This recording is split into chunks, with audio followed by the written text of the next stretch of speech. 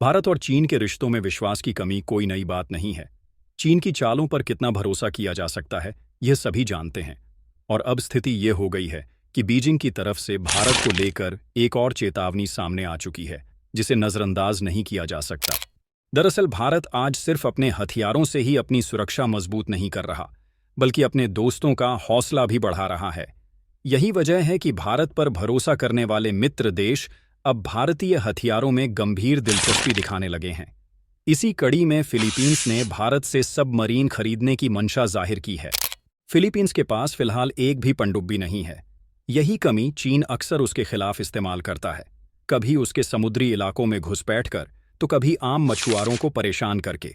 लेकिन अगर भारत की बनाई Kalvari class submarines, Scorpene class, Manila को मिल जाएं, तो यह तस्वीर पूरी तरह बदल सकती है।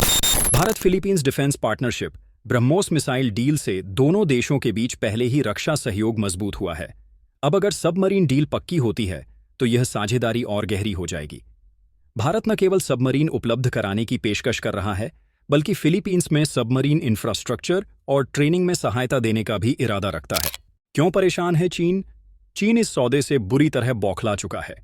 उसका दावा है कि दक्षिण चीन सागर पूरी तरह उसके अधिकार क्षेत्र में आता है और वह किसी बाहरी ताकत की एंट्री वहां नहीं चाहता।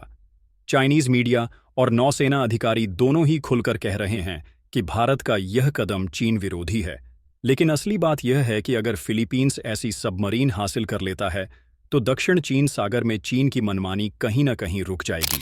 कलवरी क्लास सबमरीन की खासियत 12,000 किलोमीटर तक गश्त करने की क्षमता, 400 मीटर गहराई तक डुबकी लगाने में सक्षम, करीब 50 दिनों तक पानी में बिना सरफेस्ड हुए रह सकती है, 18 टॉरपीडो, 40 एंटीशिप मिसाइल्स और 30 सी माइन्स ले जाने की ताकत। यानी फिलीपींस को ये ताकत मिल गई तो उसके समुद्री क्षेत्र में चीन की घुसपैठ पर एक ठोस रोक लगेगी।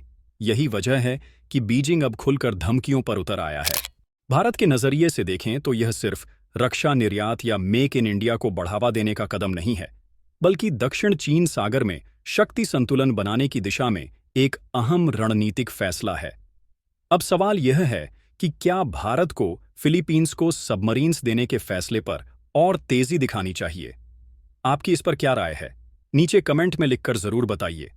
और हाँ, वीडियो अच्छी लगी हो तो चैनल को सब्सक्राइब करना और बेल आइकन दबाना मत भूलिए। जय हिंद।